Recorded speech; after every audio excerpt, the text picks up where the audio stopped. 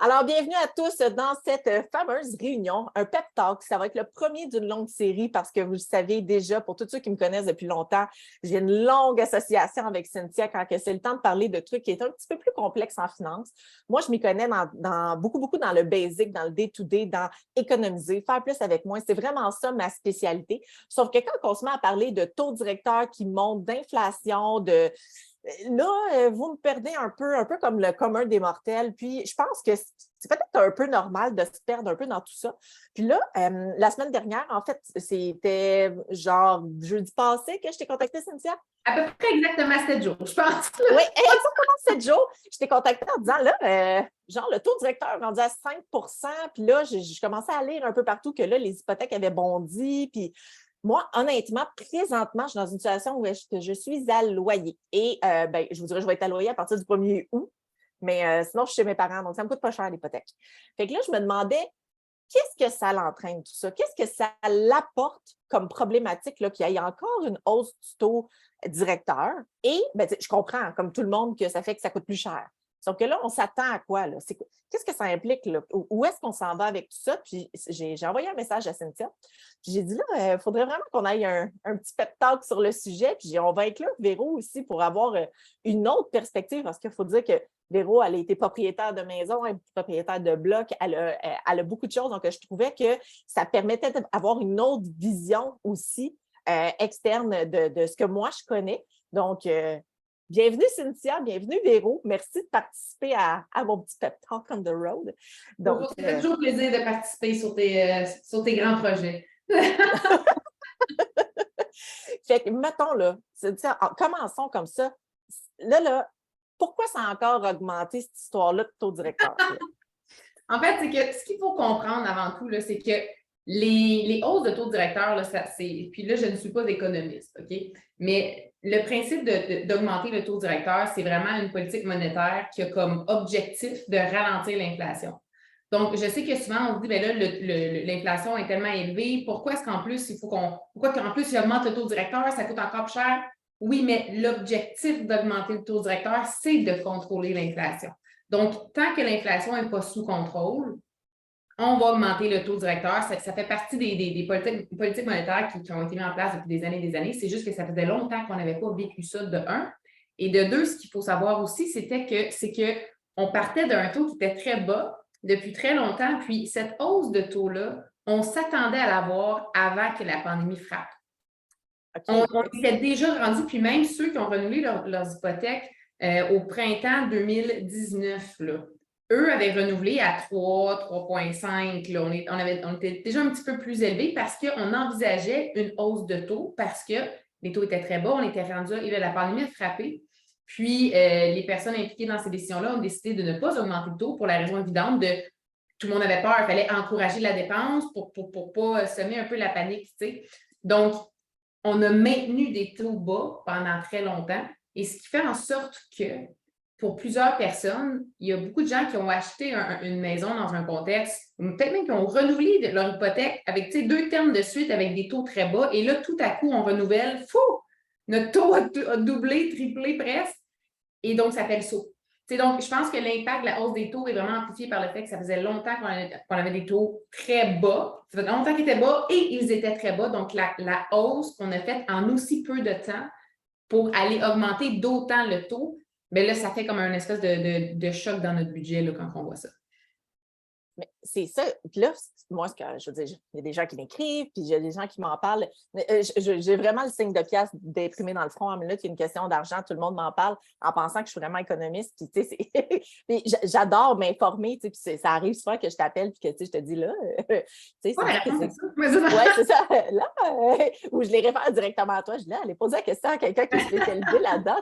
Mais moi, ce que je me dis toujours à ce moment-là, c'est OK, j'entends qu'on veut augmenter le prix de ce qui coûte le plus cher, donc c'est-à-dire se loger, pour faire descendre le reste. Donc, on veut que si tu viens à emprunter, ça te coûte plus cher.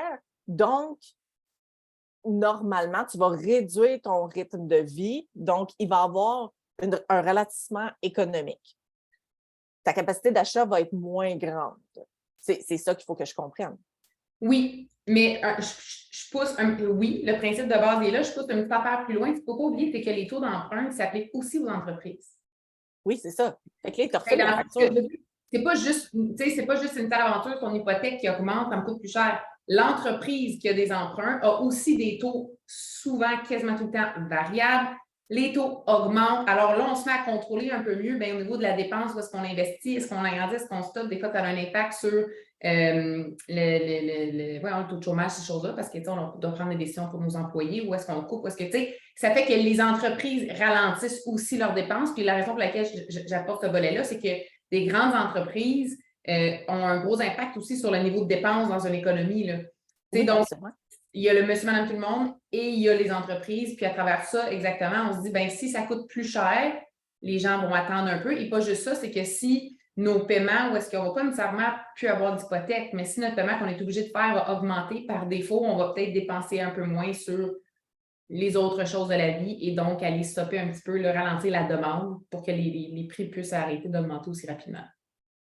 Mais là, tout ce que ça implique aussi, c'est que là, tout le monde commence à être étranglé. Parce que là, moi, de la façon que j'ai compris, parce que je me suis assez informée avant qu'on se rencontre, on ne prévoit pas un arrêt d'augmentation tant que l'inflation ne sera pas maîtrisée. Ça veut dire que, parce que là, présentement, on est rendu à un taux qui date de 2001. Moi, puis corrige-moi si j'ai raison, mais corrige-moi si j'ai tort, je devrais dire. Mais si j'ai lu un article qui expliquait que présentement, l'endettement d'une personne moyenne était pire qu'à l'époque de la grande noirceur, sauf que la différence, c'était qu'on vivait beaucoup mieux avec l'endettement parce qu'à cette époque-là, il n'y en avait pas vraiment. Donc là, présentement, nous, on vit bien avec le crédit, on en a l'habitude.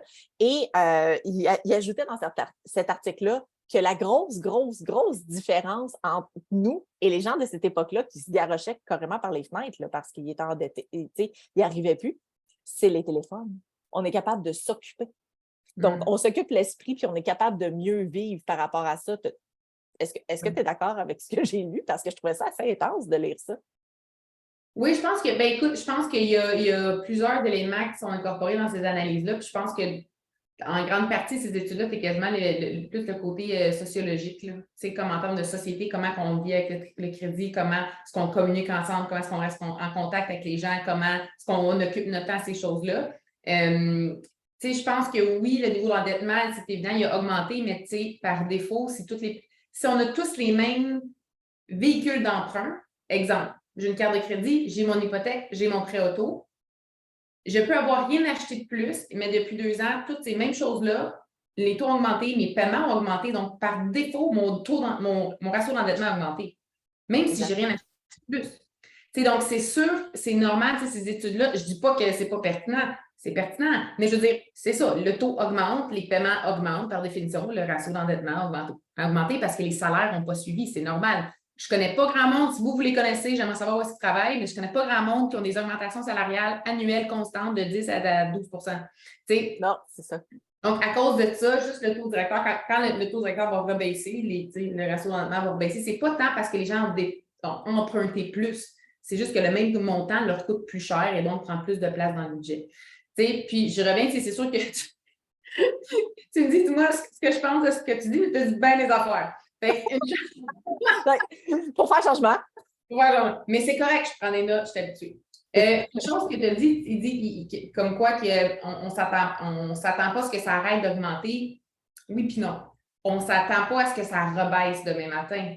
Mais l'objectif que la Banque du Canada nous donne en termes de taux directeur depuis longtemps, c'est de revenir à 5 C'est ça qu'il nous dit. L'objectif, c'est de revenir à 5 revenir à 5 revenir à 5 On est revenu à 5 Est-ce que ça veut dire qu'il n'y aura plus de hausse? Non.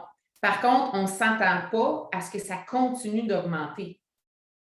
On s'attend à ce que ça reste haut, peut-être une autre augmentation, peut-être 2. Mais on ne s'attend pas à ce que sur les 2 prochaines années, ça augmente à 5,25, 5,50, 5,75. C'est pas ça. Ils ont atteint le niveau qu'ils voulaient atteindre. Ça ne veut pas dire pour autant que ça va nécessairement arrêter, mais nous, ce que ça nous dit, c'est que, OK, ils sont arrivés au palier qu'ils voulaient. On s'attend à ce que sur les prochains mois, ça se stabilise. Peut-être une autre hausse, peut-être, mais bientôt, ça se stabiliserait et on s'attend à ce que ça soit un petit peu plus long avant que ça rebaisse. Parce que, tu sais, dans le fond, le défi avec ça, c'est qu'avant de voir, si on se souvient, si on revient à la première chose que je disais, le but d'augmenter le taux, c'est de contrôler l'inflation. Mais ça ne se fait pas au jour 1. Avant de voir si notre stratégie d'augmentation de taux a fonctionné, normalement, on aurait besoin de 2 ans. Oui.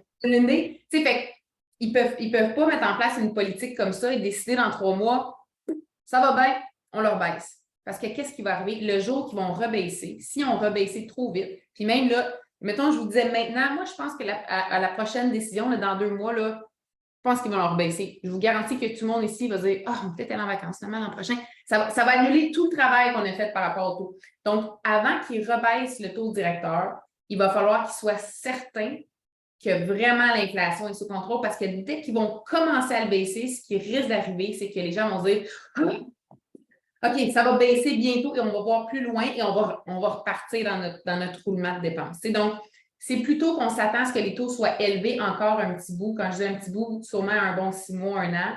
Et quand ils vont commencer à les descendre, ça va être plus lentement que quand ils ont monté.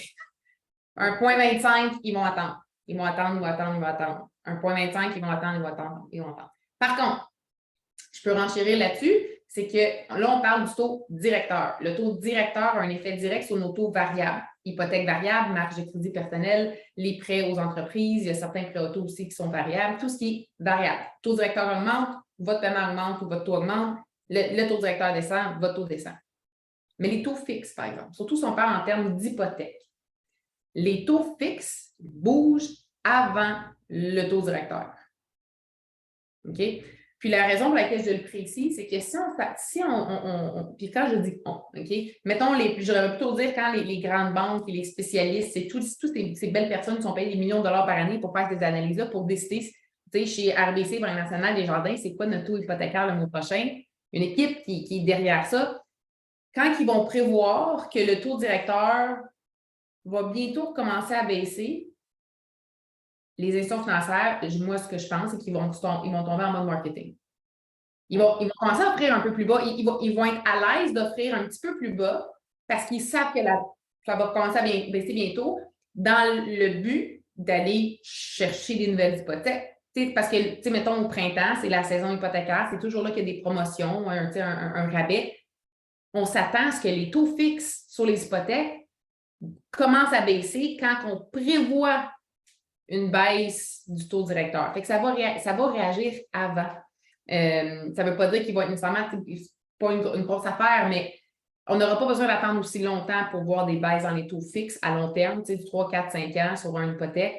On n'aura pas besoin d'attendre aussi longtemps d'attendre que le taux directeur ait vraiment baissé à ça. Là, présentement, là, c'est quoi parce que tu me connais, ça prend une vision pratico-pratique. Là. Comment est-ce que tu dirais qu'il faut voir ça là, présentement? On se dit-tu, OK, gars, je vends ma maison, je retourne en appartement. Moi, je ne pense pas que c'est une solution numéro 1. Je voudrais que les appartements sont un peu chers pour les avoir magasinés. Défi, hein? C'est un défi, tu dis? C'est surtout dispendieux. Ouais. Mais il n'y a pas de prix pour avoir la paix. Mais ceci dit, c'est quoi la tactique à faire? Tu sais, toi, en tant que personne qui navigue là-dedans à tous les jours, c'est quoi que tu conseilles à quelqu'un qui envisage d'acheter une maison, qui doit se reloger, qui doit renouveler son hypothèque? Tu sais, là, en ce moment, on réfléchit comment? Parce qu'il y a une belle grosse anxiété. Là. On a une belle boule d'anxiété qui roule autour de tout ce qui est financier. Oui. Donne-moi un instant. Oui, Alexis? C'est grave, je vais te donner un snack tantôt, OK? Merci, mon homme. C'est l'été. On est donc, maman, hein? Maman en premier. Donc, dans le fond, ta question est complexe, est simple et complexe. Je vous dirais que c'est vraiment si ce n'est pas déjà fait, asseyez-vous avec une conseillère, OK? Puis, tu sais, avec quelqu'un de confiance. Puis là, c'est sûr que j'ai l'air de la fille qui prêche pour sa paroisse, mais asseyez-vous avec votre conseiller, votre conseillère financière parce que c'est là que ça va être payant de revoir votre stratégie financière. Est-ce que ça veut dire qu'on revoit tout? Non, mais il y a peut-être quelque chose qu'on peut ajuster, puis des fois, c'est des petits tweaks, c'est des petites choses qui peuvent faire une différence. On s'assure qu'on est encore en ligne avec nos objectifs. On regarde c'est quoi notre capacité. Y a-t-il des choses qu'on peut changer, améliorer pour libérer un peu notre budget? Ça, c'est la première chose. OK? Ensuite, bien, c'est sûr que regarder, s'asseoir avec un professionnel pour voir, bien, voici ma situation maintenant. OK? Puis de faire mon budget avec les outils à Jessica, puis faire comme, OK, bien, voici ma situation de budget. Je suis allée là, je le crunch le plus possible. Voici ce que ça donne. Il m'en manque peut-être encore un peu. Ou bien là, je réalise que là, il faut que j'aille cruger dans ma capacité d'épargne, puis j'aime moins ça. Qu'est-ce qu'on peut faire? Dans les choses qui vont avoir le plus d'impact, ça va être de travailler au niveau de la gestion de la dette. En premier, c'est ce qui a le plus d'impact. Fait que ce que je veux dire par là, c'est qu'avant de vendre la maison, ou avant de vendre un bien, ou avant de prendre une deuxième job, ce qu'il faut se souvenir que ce qu'on vit en ce moment, malgré que il y a plusieurs personnes qui sont frappées plus fort que d'autres, mais la plupart des gens, on le ressent. L'effet de l'inflation, on le ressent, puis les taux d'intérêt qui augmentent, c'est juste un petit peu comme, c'est quasiment un chien. Tu sais, c'est un coup de plus, tu sais. Mais c'est une situation temporaire. C'est une tempête. On est dans une tempête. OK? Fait que dans le fond, là, ce qu'il faut faire, c'est qu'il faut juste tenir le navire un peu plus fort, puis attendre d'être rendu à l'autre bout de la tempête. Puis ce qu'on peut faire pour faire ça, c'est mettre en place des structures, des fois, pour nous aider à alléger un petit peu nos paiements. Tu sais, notre hypothèque, est-ce qu'on peut peut-être rallonger notre amortissement? Tu sais, si on a acheté notre maison il y a 10 ans, puis on est rendu, exemple, à 15 ou 20 ans d'amortissement, tu sais, ça vaut la peine d'asseoir avec votre conseillère pour faire comme, OK, bien, on refait des calculs. Mettons que je ramène mon amortissement sur 30 ans. Ce que ça va faire, c'est que ça va diminuer vos paiements.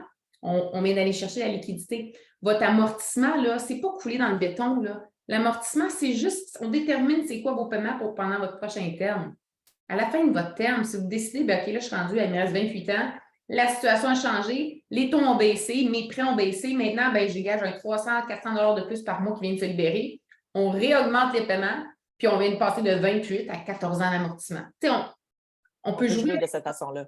Fait que des fois, on dit on ne veut pas revenir sur notre amortissement hypothécaire parce qu'on dit ben, je ne vais pas prendre 30 ans, un autre, un 10 ans de plus, mais ça ne veut pas dire que ça va prendre réellement 10 ans de plus pour le payer. On fait juste structurer tes paiements comme ça. Fait que je dirais que de jouer au niveau de la structure hypothécaire, c'est souvent ce qui va être le plus payant parce que c'est le plus gros morceau. C'est le plus gros morceau du budget. Fait que, si on peut faire un move à ce niveau-là, ça peut être intéressant. Sinon, ce qui est pertinent aussi, c'est de regarder c'est quoi les emprunts que j'ai, combien qui me coûte, puis c'est quoi mon paiement mensuel là-dessus. Donc, si, exemple, on a une marge de crédit personnelle et à cause de la hausse du taux directeur, on est rendu fort probablement entre 12, 13, 14, 15 % sur notre marge de crédit personnelle, alors que le pas si longtemps, on était à 7. Bien là, si je suis rendue là, est-ce que peut-être que j'aurais de la place sur mon hypothèque, sur l'équité que j'ai sur ma maison, pour, au lieu d'avoir cette dette-là à 15 %, de la ramener sur une marge hypothécaire qui serait à 7,7 %? Ça aussi, ça va vous aider. C'est la même dette, c'est le même argent, mais on transfère le paiement à quelque chose qui coûte la moitié du prix. Ce qui va arriver, c'est que pour la même argent que tu mets dessus, la dette va se rembourser plus vite et donc à long terme, moyen long terme, on aura payé moins d'intérêt. Ça va nous avoir coûté moins cher, on a plus d'argent dans nos poches.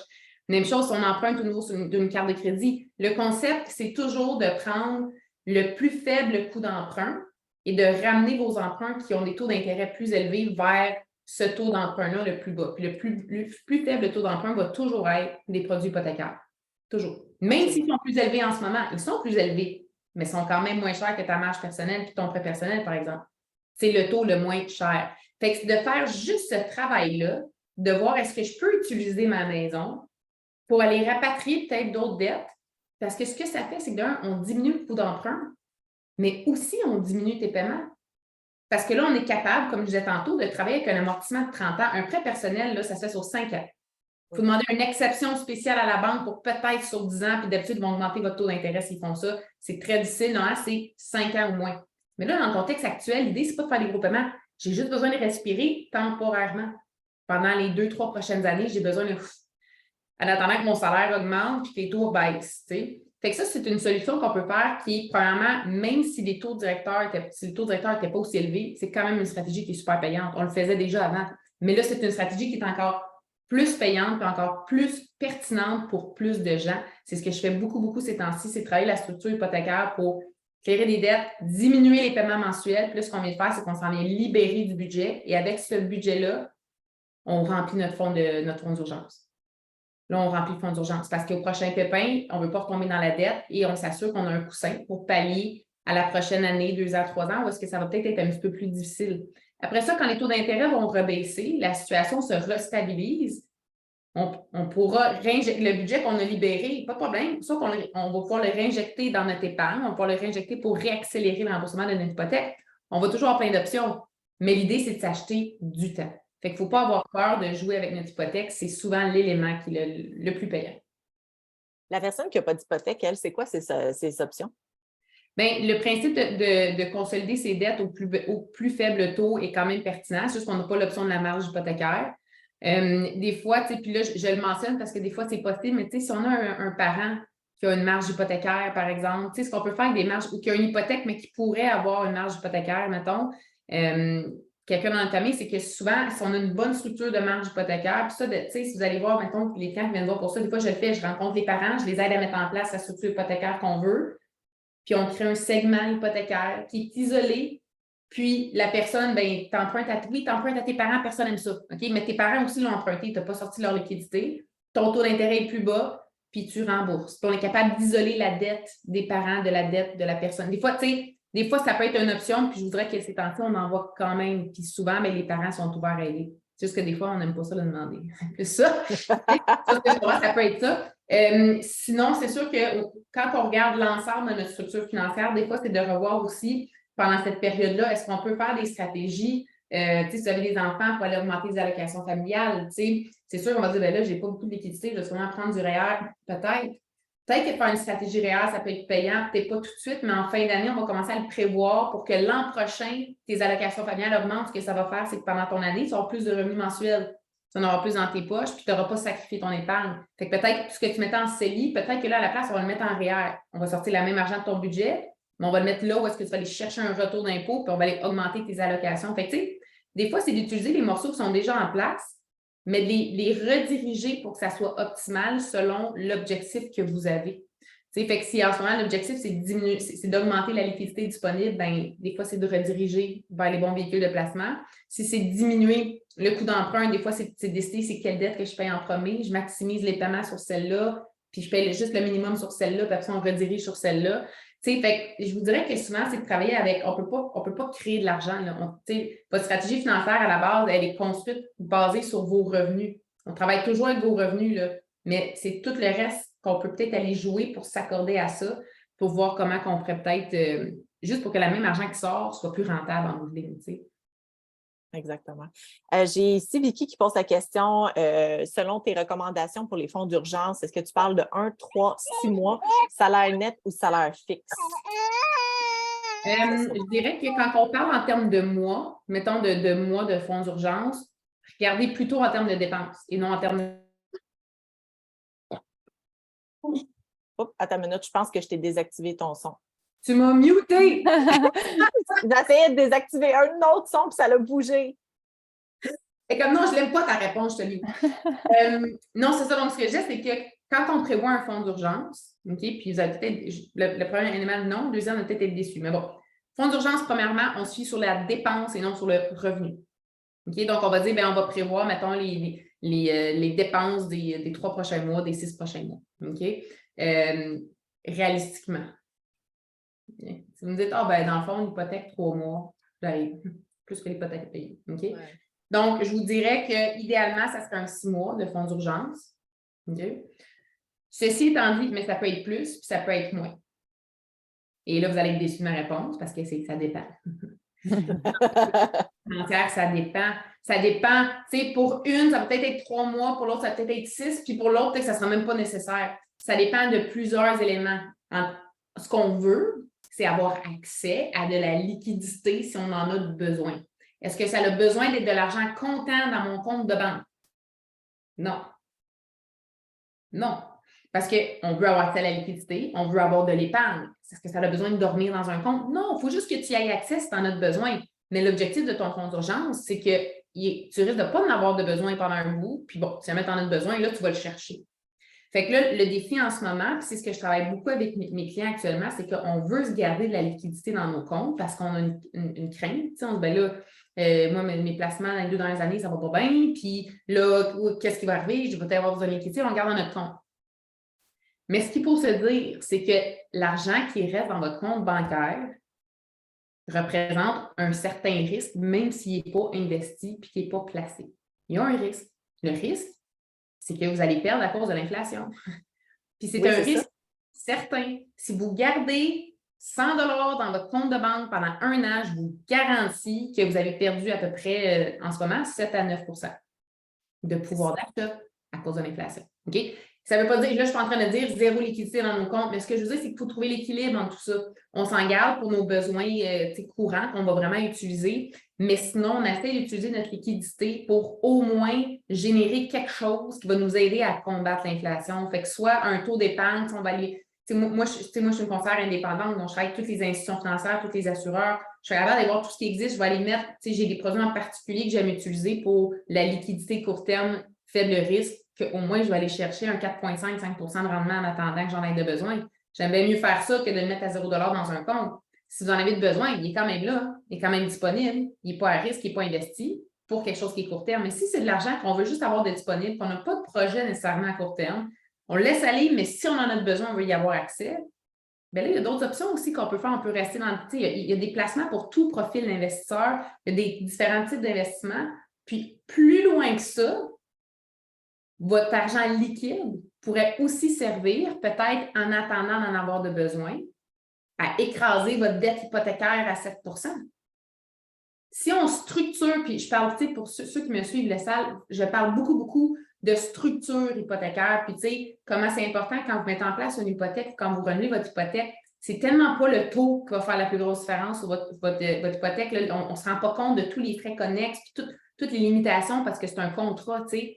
Ce qui va avoir le plus gros impact sur votre structure financière, c'est la flexibilité de votre hypothèque.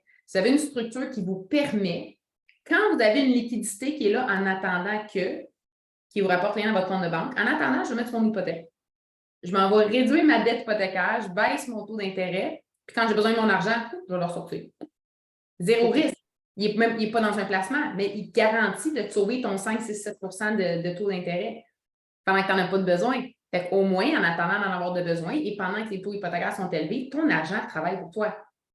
Tu sais, donc, je dirais que c'est ça aussi le travail qu'on a à faire pendant cette période-là, c'est de s'assurer qu'on n'a pas d'argent qui dort. Puis ce que je veux dire par là, c'est qu'on n'a pas des opportunités de rediriger notre liquidité ou la façon qu'on met de côté notre argent pendant qu'on a peut-être une dette ou quelque chose qui nous coûte de l'argent, qu'on a un paiement. Tu sais, j'ai des clients ce matin pour qui on a fait ça, de l'argent qu'ils mettaient de côté pour leurs taxes. Tu sais, le taxe scolaire municipal, c'est une super bonne habitude. À chaque paye, on met le montant équivalent qu'on a besoin de calcul. Mettons qu'on a besoin de 3 000 $ par année. On divise par 12 mois, puis à tous les mois, on met de côté ce qu'on a besoin. Super bonne habitude, mais c'est dans un compte de banque. Mais j'ai un emprunt sur une marge hypothécaire. Je dis, bien, OK, bien, ce qu'on va faire, ce qu'on a fait, c'est que parce qu'elle avait la bonne structure hypothécaire, je suis allée avec la cliente, elle a créé un sous-compte dans son hypothèque de 3 000 $ qui est ce qu'elle a besoin pour ses taxes. Le 3 000 qu'elle a accumulé à date, on l'a mis là. Puis quand elle paye ses taxes, elle le paye de là. Mais en attendant qu'elle n'utilise pas ce 3 000 $-là, elle vient de diminuer sa dette hypothécaire. Elle vient de sauver 7 % sur 3 000.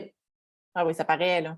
Tu sais, des fois, c'est des petites choses, mais là, soudainement, l'argent que tu mets de côté, elle t'aide 2 fois plus parce qu'elle va payer tes taxes, tu vas l'avoir quand tu en as besoin. Puis en attendant que tu en aies de besoin, bien, c'est comme ça te rapportait 7 % parce qu'elle a remboursé ta dette. Tu sais, fait c'est vraiment le volet conseil, là, il est de plus en plus important ces temps-ci parce qu'il y a plein de micro-stratégies qu'on peut faire. Des fois, des grandes stratégies qui sont ultra payantes. Des fois, c'est des plus petits changements qui sont finalement super simples, mais qui vous en laissent plus dans vos poches. Puis ultimement, en ce moment, je pense qu'on est à l'étape où on ne peut pas se permettre de manquer des opportunités au niveau de nos finances. Tu sais. Exactement. Est-ce que tu remarques beaucoup plus d'anxiété chez tes clients ou, somme toute, c'est peut-être ceux qui sont plus anxieux qui viennent à me contacter moi ou tu remarques que les gens sont quand même en contrôle de leurs moyens présentement? Non, il y a quand même beaucoup de questionnements par rapport à ça. Il y a beaucoup d'inconnus, il y a beaucoup d'inquiétudes. C'est sûr que c'est stressant. Tu sais. Puis ce que je vois beaucoup aussi, c'est des gens qui ne sont pas nécessairement stressés actuellement. Mais pas. Qui ne sont pas impactés autant maintenant. Exemple, quelqu'un qui a seulement une hypothèque, qui n'a pas d'autres emprunts, il a seulement une hypothèque à taux fixe. Il va quand même vivre les effets de l'inflation parce que tout lui coûte plus cher, right? Mais son hypothèque n'a pas bougé, par exemple. Son plus gros paiement, tu comprends? Mais ces gens-là, ils m'appellent, par exemple, c'est comme, hey, là, mon hypothèque, elle renouvelle dans 1 an, dans 2 ans. Je devrais-tu faire un paiement? Je devrais-tu comme. Fait que le stress est là à cause de ce qui s'en vient. Parce qu'on pense, mon Dieu, mais ça va être quoi mon renouvellement? C'est pas une mauvaise chose. J'ai beaucoup de gens. Ceux qui renouvellent dans 1 an ou 2, là, souvent, c'est parce qu'en ce moment, ils sont comme à 1,8, 1,9 %.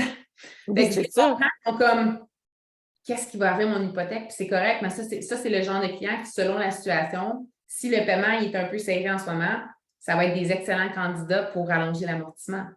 On rallonge l'amortissement, beaucoup, on va revenir à un paiement auquel tu es habitué ou plus près de, on vient de réduire le choc. T'sais? Puis encore là, faut-il, on va voir dans 1 an et demi, 2 ans, quand le renouvellement va arriver, on est rendu au bientôt. Ça sera peut-être plus si dramatique aussi. Je pense que dans 2 ans, ça va avoir changé encore beaucoup. Là. Oui, c'est ça, on va être complètement ailleurs. Puis ça ne vaut pas la peine, dans le fond, de mettre de l'anxiété là-dedans, finalement. Puis c'est de peut-être rester un peu dans l'instant présent, puis de jouer avec qu'est-ce qu'on a, dans le fond. C'est de rebrasser nos cartes un peu. C'est ce que je comprends dans tout ce que tu nous expliques. D'aller réduire au maximum, dans le fond, notre taux d'intérêt, de ne pas laisser dormir de l'argent qui pourrait servir à au moins arrêter de trop payer, donc de ne pas laisser aller une dette, par exemple, si on a un petit peu plus de sous, mettez-les sur votre carte de crédit pour arrêter au moins de payer de l'intérêt sur ce montant d'argent-là que vous allez au moins rembourser. Donc, vraiment, il n'y a pas de stratégie miracle, ne serait-ce que de consulter, dans le fond, et d'aller vraiment... moi, c'est sûr que j'encourage tout le monde à aller te voir. Tu sais, je suis comme une de tes plus grandes références. Mais, c'est comme un Team Jess dans mes clientèles. Mais oui, mais c'est vraiment, c'est d'aller chercher le conseil. Puis, tu sais, avant de faire un paiement de liquidité, pour exemple, rembourser une carte de crédit, parler à quelqu'un, valider, c'est-tu là que je devrais le mettre? Tu sais, je le mets-tu, je l'ai, je pense que je suis capable de vivre sans ce montant-là. Je le mets où?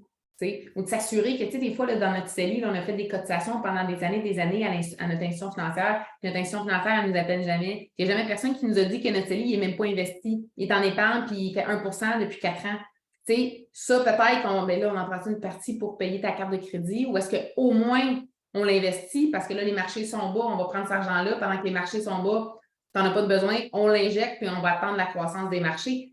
C'est le conseil. La clé du succès, c'est le conseil d'un professionnel, pas le voisin ou votre belle-mère, la cousine. C'est comme pour de vrai. Puis je dis ça parce que tout le monde, je regarde tout le monde qui participe ce soir, je suis convaincue, a déjà eu un conseil financier de quelqu'un qui n'aurait jamais dû donner un conseil financier. C'est normal. C'est un peu comme quand on est une nouvelle, j'appelle ça le syndrome de la nouvelle maman. Oui. Pour ceux et celles, pas ceux, mais celles qui sont mamans, on accouche, on a à peine accouché, et là, soudainement, toutes les mères de la planète ont le truc pour nous. Là, il faut que tu allaites, il ne faut pas que tu allaites trop, il faut que tu cours dodo, il ne faut pas que tu cours dodo. Ouais, mais là, la nourriture solide, c'est pas avant 8 mois, c'est pas avant 6 mois. Les œufs, pas le pinot, pas le pinot.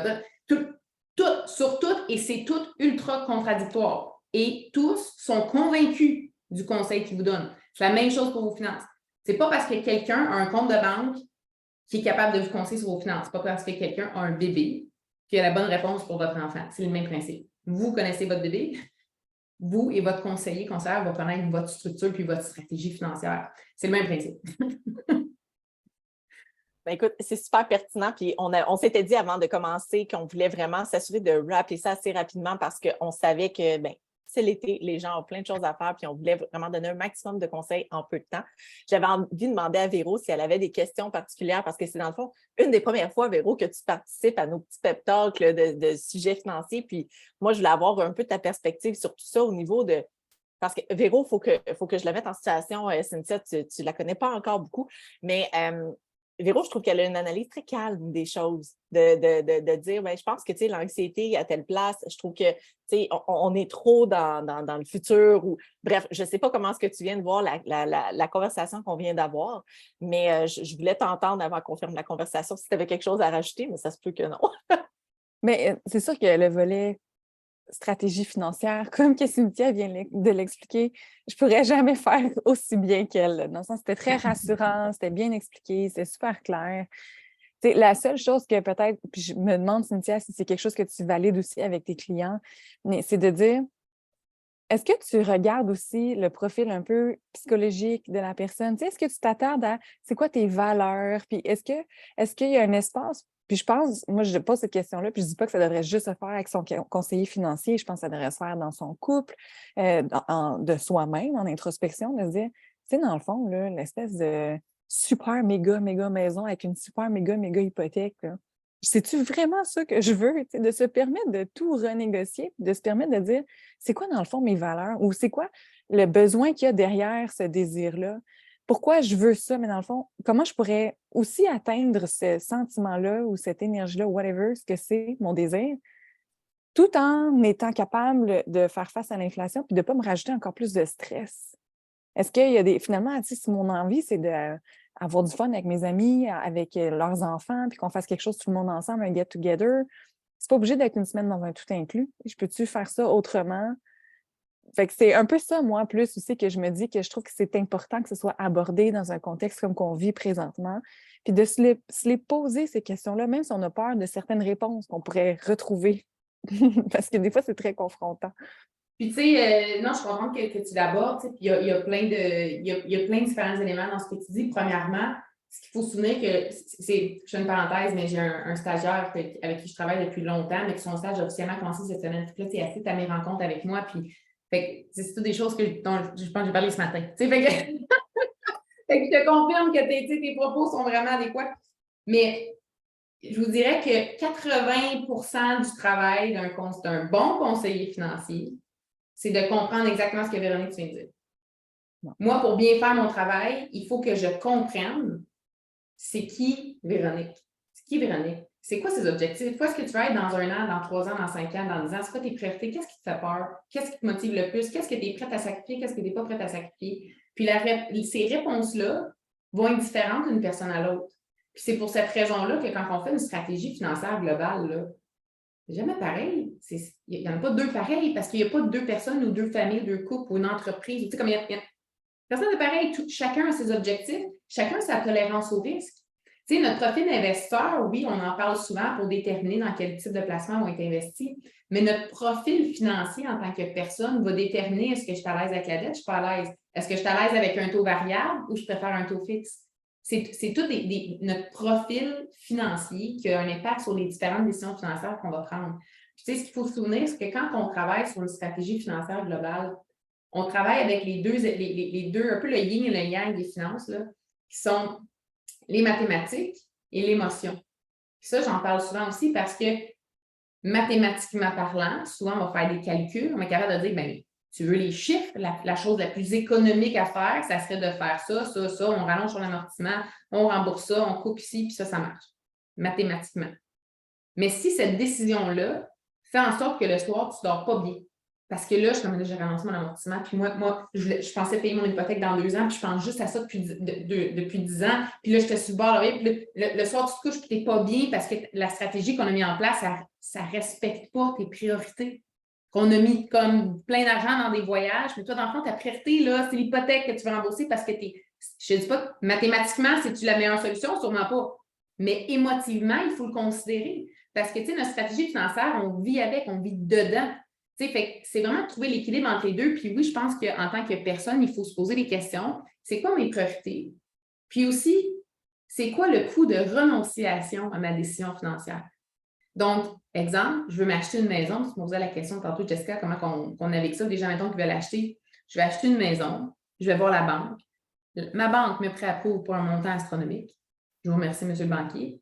Tu reviens chez vous, tu dis, bon, mais c'est parfait, je peux acheter la maison de mes rêves. Selon la banque. Premier travail à faire, c'est que je le rentre dans mon budget, qui est nickel parce que ça fait une couple de mois que je travaille avec Jessica, fait que je sais que tout est optimisé, j'ai tout checké mes affaires. Tu sais, il est là. Le paiement hypothécaire que ça représente, quand je le mets dans mon budget, est-ce que je suis à l'aise avec l'impact que ça a sur mes autres dépenses? Exemple, mon voyage dans le sud à tous les années. Si le fait d'avoir ta grosse hypothèque fait en sorte que, par exemple, au lieu de voyager 3 fois par année, tu peux juste voyager 1 fois par année. Est-ce que ça veut dire qu'il ne faut pas que tu prennes cette hypothèque-là? Non. Il faut que tu sois conscient du coût de renonciation que ça représente. Pour certaines personnes, la réponse peut être moi, ça ne me dérange pas, je suis prête à couper là-dessus parce que je travaille de la maison, j'ai 4 enfants, on est tout le temps à la maison, puis on n'a pas de chalet, on vit dedans, c'est ma priorité. Pour moi, c'est d'avoir la maison où est-ce qu'on va être capable de vivre, puis s'installer, puis plus bouger de là, puis je suis prête à sacrifier les autres choses. Là, vous allez être à l'aise avec votre décision et c'est une bonne décision pour votre stratégie. Mais si vous y allez un petit peu à l'aveugle en vous disant, ben c'est correct, ça fait mathématiquement parlant, ça marche, c'est correct. Mais là, tu arrives, tu as ta maison, puis tu ne peux pas voyager. Mais toi, pour toi, c'est ta priorité de faire des voyages parce que ça fait partie de tes priorités de vie. là, tu vas être brimé par ton choix hypothécaire. Pourtant, on a pris la même hypothèque dans les deux cas, le même ratio d'endettement. Tu sais, fait que je dirais que si vous ignorez l'émotion, vous allez vous tromper. Vous allez vous tromper parce que mathématiquement, ça va peut-être être bon, mais ultimement, parce que l'émotion, elle ne suit pas, ça va engendrer d'autres décisions financières qui, là, ne seront pas mathématiquement adéquates.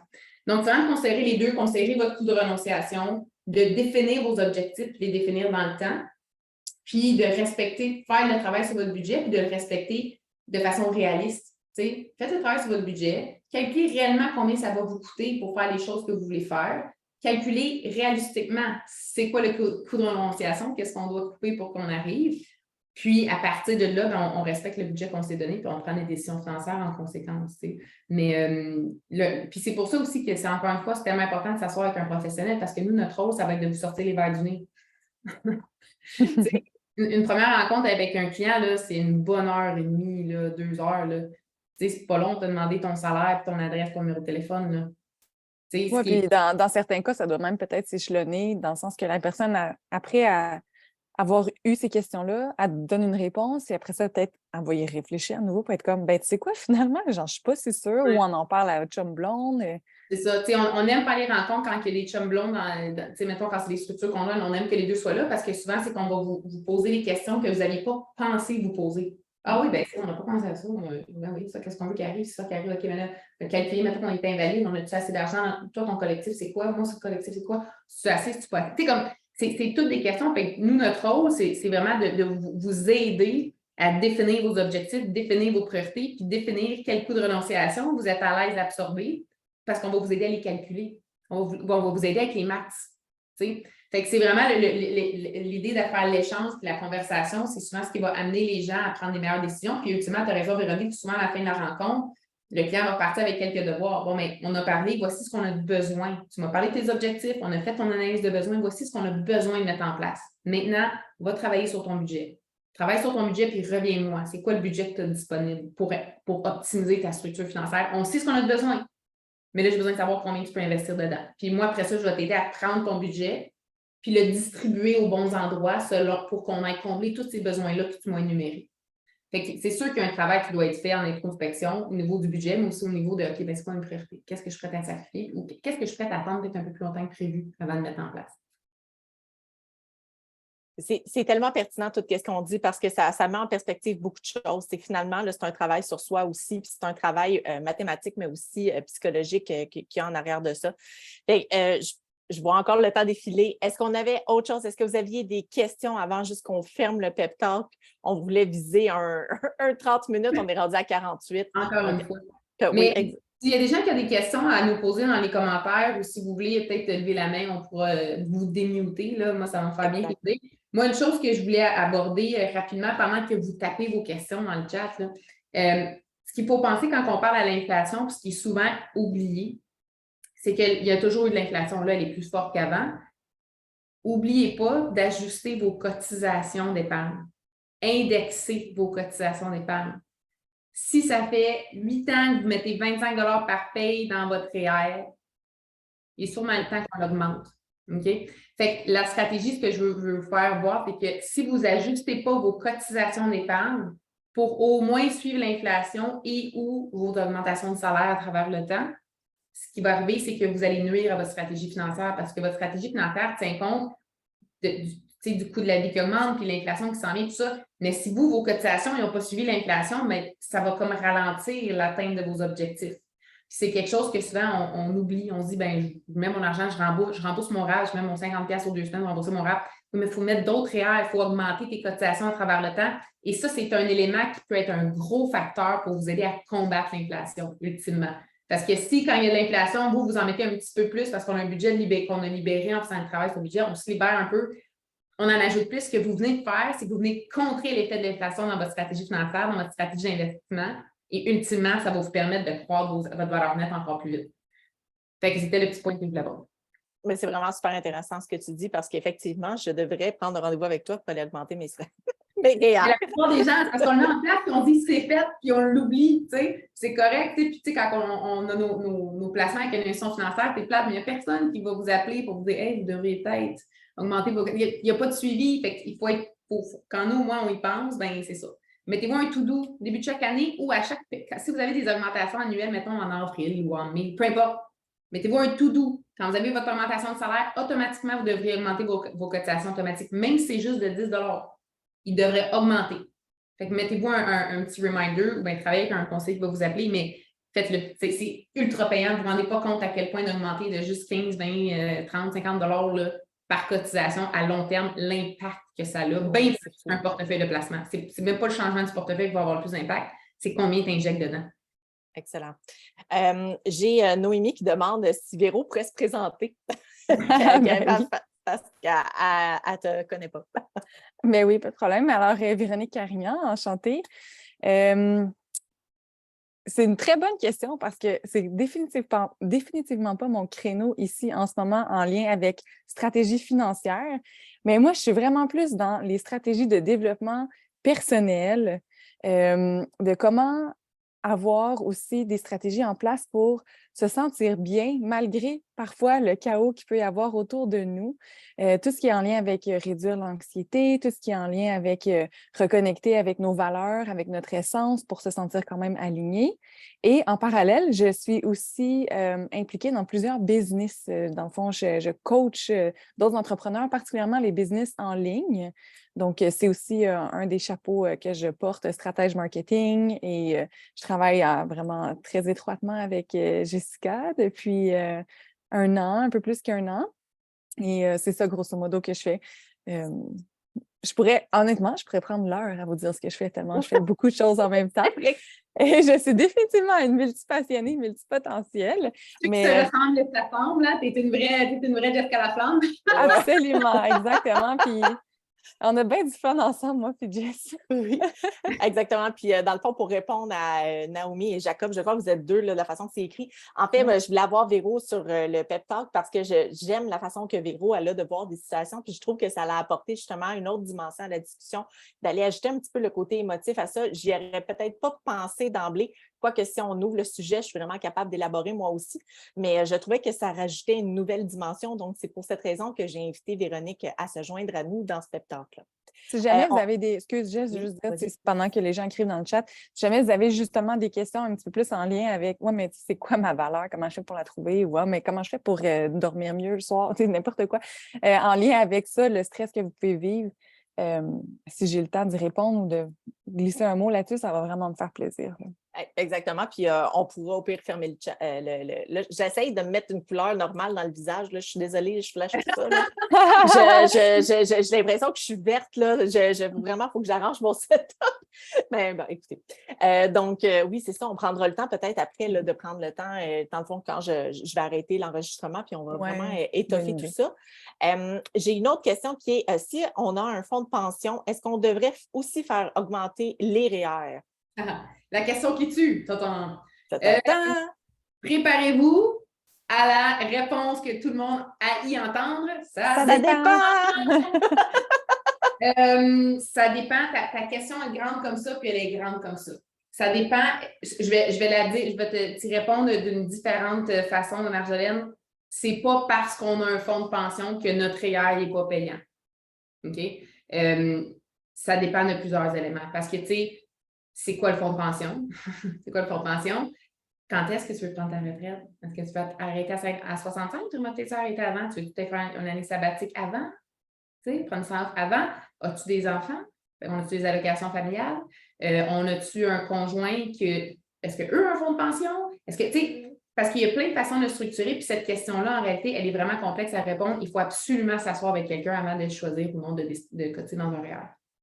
Je vais te voir une petite bédaine passer. Tu viens voir? Si tu veux, ça ne mange pas. Oui, dans 5 minutes. Je suis pas sûre que dans 5 minutes, ils vont me kicker out. Mais je trouve que la question de Vicky pourrait être une bonne question à poser justement parce que je suis certaine qu'il y a d'autres personnes qui écoutent qui se posent cette même question-là. C'est si on désire obtenir un rendez-vous avec toi, Cynthia, est-ce que c'est possible? Si oui, c'est comment que ça fonctionne? Oui, absolument, c'est possible. Moi, dans le fond, je suis pas toujours pas qui que les gens me connaissent à cause de mon lien avec Jessica. On dirait que les gens me connaissent, on peut s'entendre. Oui, ben moi, dans le fond, je suis propriétaire de mon cabinet qui s'appelle Mon Choix Financier. Donc, Pour prendre un rendez-vous avec moi, c'est assez simple. Vous pouvez soit rentrer en contact avec moi directement ou aller sur mon site web. Je vais vous mettre dans le chat le site web. Vous pouvez juste me laisser vos coordonnées. Un membre de mon équipe, soit Alexandre ou Milly, là, un de mes adjoints, va vous appeler pour rentrer en contact avec vous. La façon que je fonctionne, parce que là, je pense que vous avez compris un petit peu comment l'ampleur de la chose que je fais. Donc, moi, je suis conseillère en sécurité financière, je suis une représentante en épargne collective, je suis une spécialiste en investissement responsable. Puis, j'ai aussi la capacité de travailler sur les structures hypothécaires avec mes clients. Ce qui veut dire que quand je prends en charge un client, je fais vraiment une analyse de besoins globale. Je regarde tout, les assurances, les placements, l'hypothèque, la structure de budget, les emprunts, tout ce que vous avez dans votre collectif. Puis après ça, on s'assoit ensemble, on jase de vos objectifs, vos priorités, qu'est-ce que c'est vos craintes, tout ça. Moi, je repars avec toute cette information-là, je travaille sur des recommandations, puis je vous reviens, puis je dis, voici ce qu'on va mettre en place pour optimiser votre structure. Ça va être des éléments qui touchent vraiment tous les volets de votre planification financière. Donc, dans cette optique-là, ce qu'on fait, c'est qu'avant une première rencontre, on vous envoie les informations que je vais avoir besoin pour la rencontre. Vous aurez deviné que je vais vous poser plein de questions. Fait que pour le plus technique, les assurances collectives, les placements, ces choses-là, de déjà préparer ces documents-là puis nous les faire parvenir. Nous, ce que ça nous permet de faire, moi et mon équipe, c'est que ça me permet de regarder les chiffres, les données, votre nom, votre adresse, ces choses-là. Déjà le faire d'avance, puis quand on s'assoit ensemble, on se parle.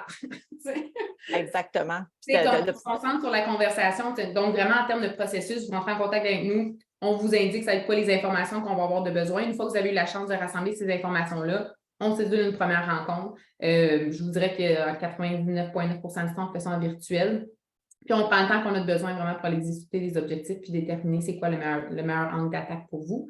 Puis après ça, on prend les rencontres qu'on a besoin pour mettre en place cette stratégie-là.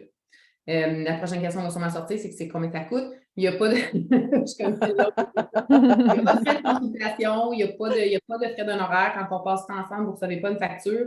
La façon que ça fonctionne, je vous dirais la plupart des conseillers indépendants comme moi, là, étant donné que moi, je travaille avec toutes les institutions financières, je ne reçois pas évidemment un salaire de un ou l'autre, mais j'ai accès à tous les produits financiers qui sont disponibles au Québec. Donc, quand on travaille ensemble sur l'ensemble de votre structure, l'institution financière, là où on va avoir choisi le meilleur produit pour vous, va me verser une commission au lieu de payer son employé dans succursale, il va payer le conseiller indépendant. Je vous dirais que les conseillers indépendants, d'habitude, c'est la façon qu'on procède. La plupart, on ne va pas notamment vous demander des frais d'honoraires.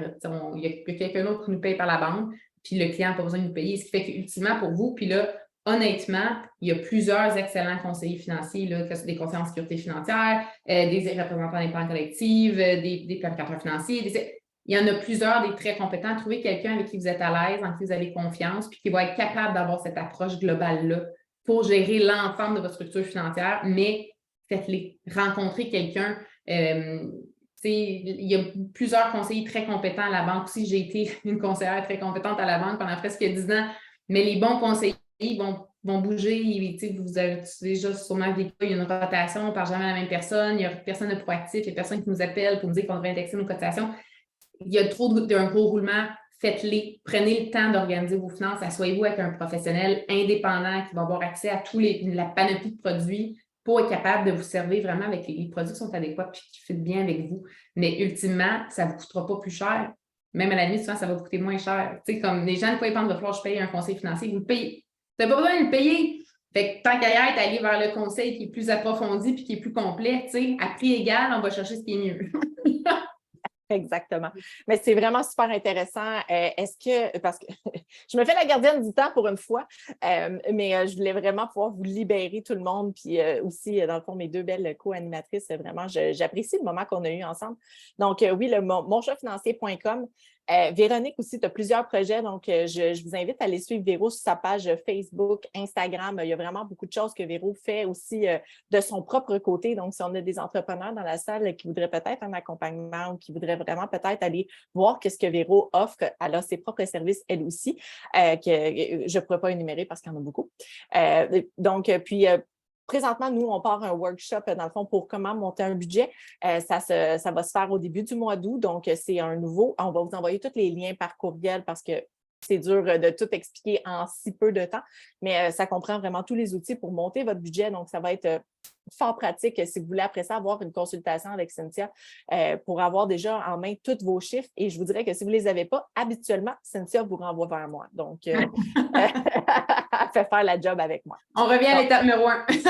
Exactement. Merci, Véro. Véro, elle a mis le lien du workshop, dans le fond, qui va être le 3 et le 17 août. Vraiment pour maximiser votre budget, là, je refais un nouveau workshop là, sur le sujet. Peut-être le dernier parce qu'on commence à penser à faire une autre stratégie à ce niveau-là. Donc, ça va vraiment être fort intéressant. Alors, merci à tous pour votre présence. Merci beaucoup, Véro, pour ta présence. Merci, Cynthia, pour tes informations toujours pertinentes. Toujours un plaisir de jaser avec vous deux. Alors, à la prochaine pour une autre session de Pep Talk. Merci beaucoup. On va espérer que ce ne soit pas pour une autre hausse budgétaire. Non, on croise les doigts. On croise les doigts. Bonne soirée tout le monde.